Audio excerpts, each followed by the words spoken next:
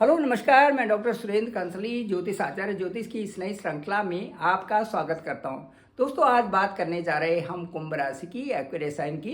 राशि चक्र की 11वीं राशि है और इस राशि के लिए कहा जाता है कि धन धान्य पूर्ण राशि ये होती है, क्योंकि काल पुरुष की कुंडली में ठीक 11th हाउस पर इसका स्थान है।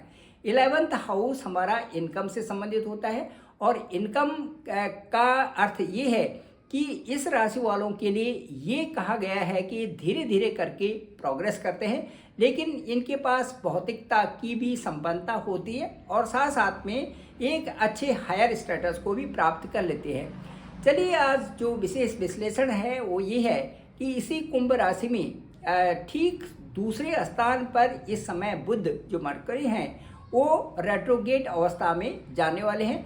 रेट्रोगेट अवस्था में ये ठीक जो 15 जो मार्च है 2025 से ये रेट्रोगेट अवस्था में होंगे। और जो रेट्रोगेट की जो अंतराल होगा, जो समय होगा, जो टाइम इंटरवल होगा, वो 15 मार्च टू 7 अप्रैल 2025 होगा।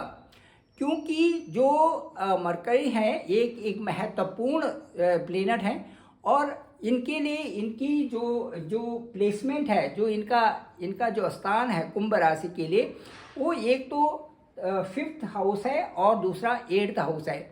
5th हाउस और 8th हाउस का अच्छा रहना ये जो कुंभ राशि वाले हैं इनके लिए बेहद ज़रूरी है।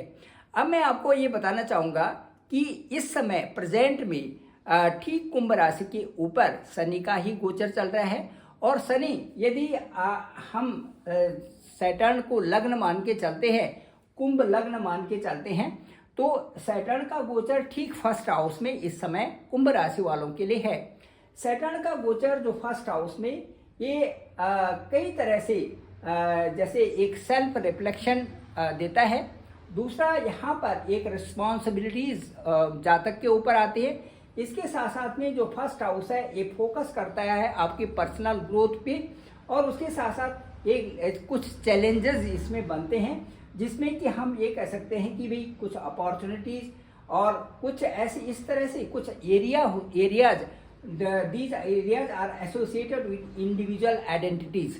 तो ये सारी चीज़ें यहाँ पर 1st हाउस में जो सैटर्न का ट्रांजिट होता है वो ये दिखाता है। सैटर्न का ट्रांजिट ठीक कुंभ राशि में है और कुंभ लगने से इस समय चंद्र कुंडली से हम लेते हैं तो ये सारी चीज़ें कैरेक्टरिस्टिक्स दिखाता है शनि 1st हाउस से। अब मैं आपको ये बताना चाहूँगा कि जो रेट्रोगेट की स्थिति होती है वो किसी भी प्लेनेट की सामान्यतः जो चाल होती है, जो सामान्यतः जो उनका चलना होता है, ग्रह का चलना होता है, वो 3 तरह से माना जाता है। एक सामान्य, एक जनरल रूप में, दूसरा रेट्रोगेट और तीसरा बोलते हैं हाई स्पीड। उसे हाई स्पीड को अतिचारी कहते हैं, रेट्रोगेट को उल्टी चाल कहते हैं और सामान्य को मार्गी कहते हैं। इस तरह से 3 अवस्थाओं में ग्रह की चाल बनती है, ग्रह चलते रहते हैं।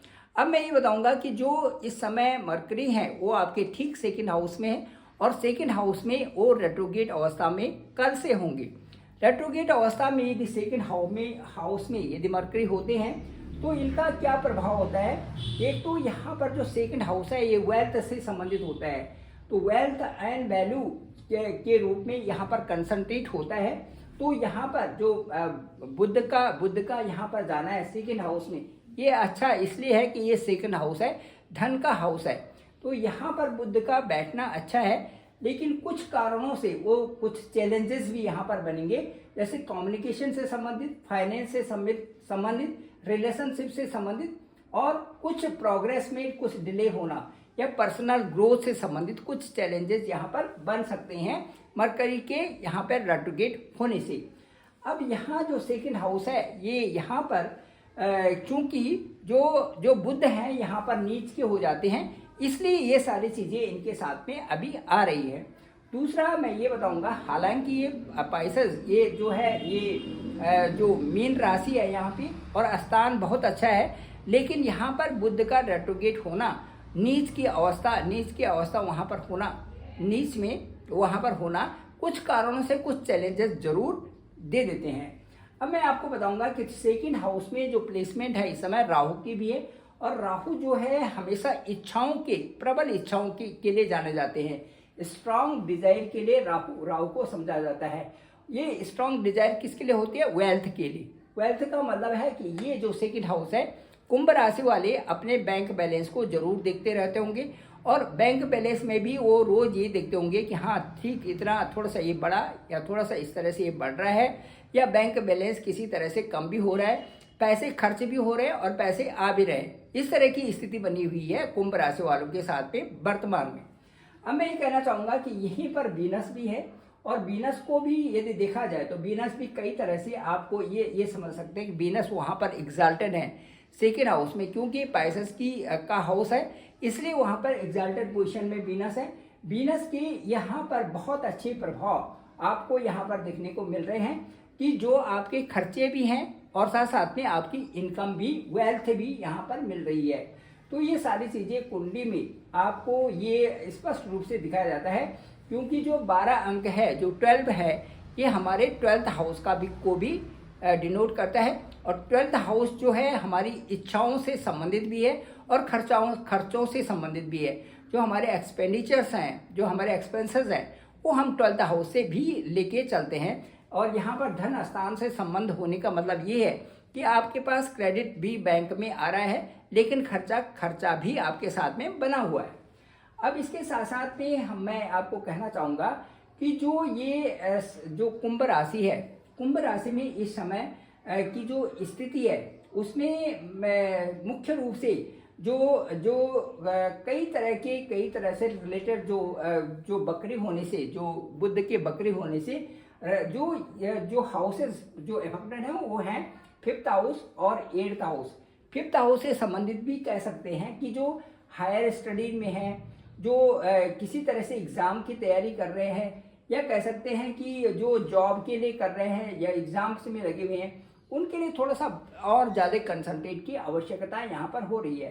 साथ साथ में पेरेंटल प्रॉपर्टी भी आपको कुछ मिल सकती है, क्योंकि सेकेंड हाउस में वहीं पर बुध हैं और सीधे वो अपने इस हाउस को 8th हाउस को देख रहे हैं, जो आपकी पेरेंटल प्रॉपर्टी से और कुछ गुप्त चीज़ें या ऑल ऑफ सडन प्राप्तियों से संबंधित जो ये स्थान है 8th हाउस, यहाँ से भी आपको कुछ विशेष प्रकार की प्राप्तियाँ इस दौरान हो सकती है।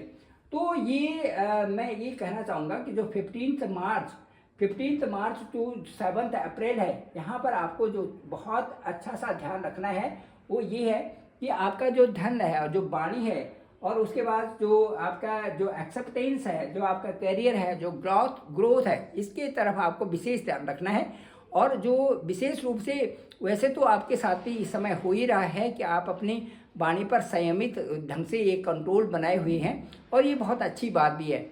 मैं आपको बताना चाहूँगा कुंभ राशि वालों के लिए सबसे अच्छा ये है कि वो किसी भी एक नाम का जप करना शुरू करें और जब भी उनको लगता है कि ये समय इस तरह से है तो उनकी धीरे धीरे करके आदत जब बनती है तो ये नाम जप करने की जो आदत है ये उनको कई प्रकार से उलझनों से निकाल करके बाहर निकाल देते हैं और उस समय एक पॉजिटिव अवस्था बन जाती है।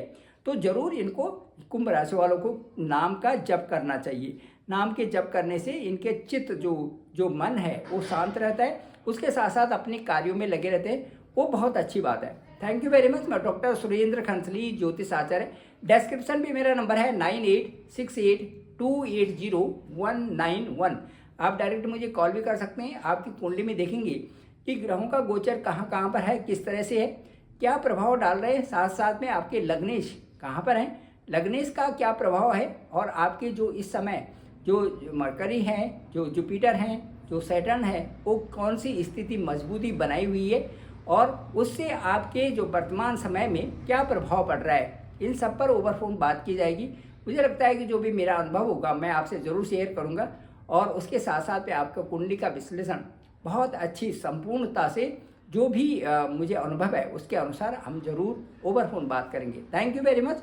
आपसे मेरा अनुरोध है कि मेरे इस चैनल को आप जरूर लाइक करें, शेयर करें, सब्सक्राइब तो जरूर करें, सभी लोगों तक भेजें ताकि सबको इसकी जानकारी हो सके। आप सभी लोगों का धन्यवाद, आप सभी लोगों का बहुत बहुत आभार।